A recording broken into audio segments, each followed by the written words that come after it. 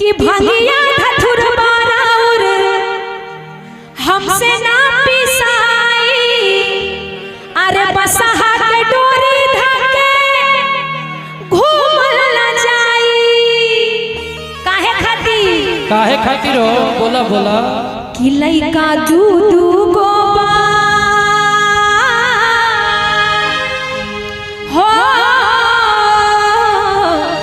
जाओ।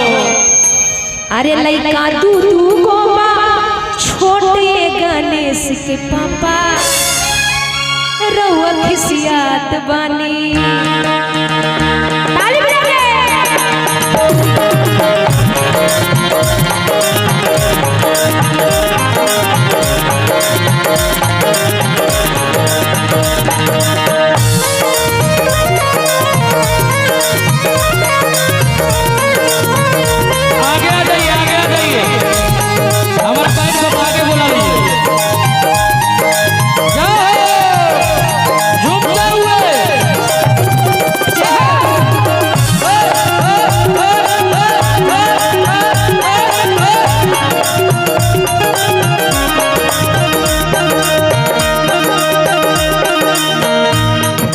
हमसे भगिया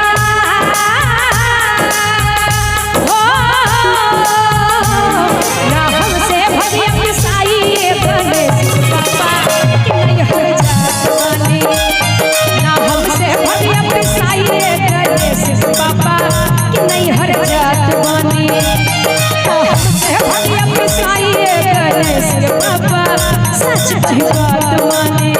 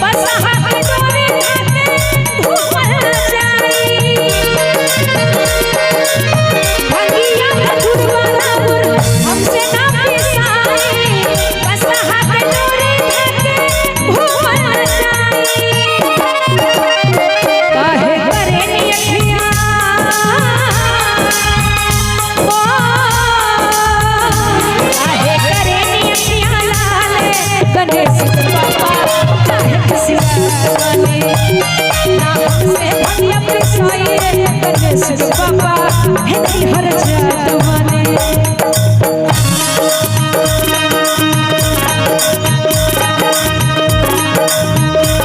क्या बात है?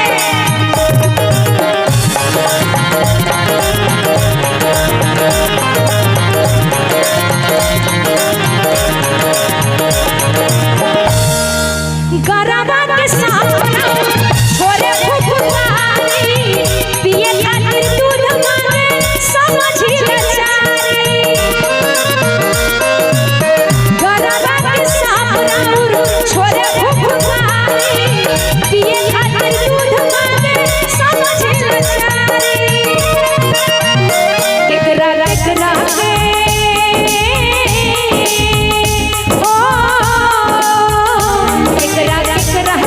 संभाले गणेश पापा रउआ खिसियात बानी। ना हमसे भगिया पिसाई गणेश के पापा है नहीं हर जात बानी। बोल बा।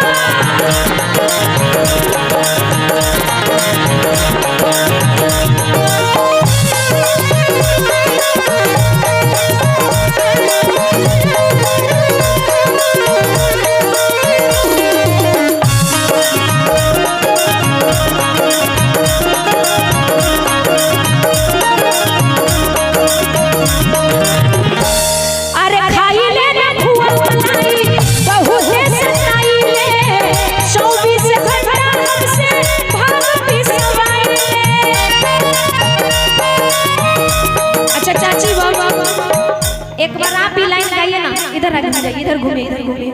एक बार आप ये लाइन गाइए कि खाई लेना खुआ मलाई बहुते सताई ले, 24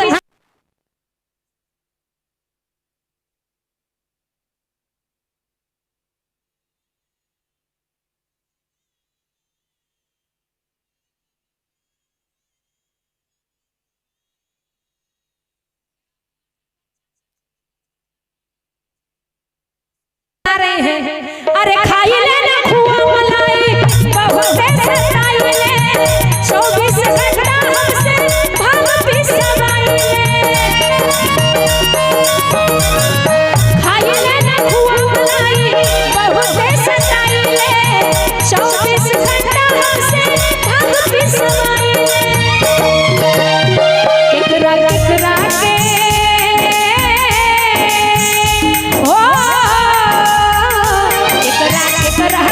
संभालिए गणेश बाबा रउआ सिराने ना हमसे भैया पिसाइए गणेश बाबा हे नहीं हर जात माने ना हमसे भैया पिसाइए गणेश बाबा नहीं हर जात माने ना हमसे भैया पिसाइए गणेश बाबा नहीं हर जात माने ना हमसे भैया पिसाइए गणेश बाबा नहीं हर जात माने ना हमसे भैया पिसाइए गणेश बाबा नहीं हर जात माने ना हमसे भैया पिसाइए गणेश बाबा अरे सच कही बात माने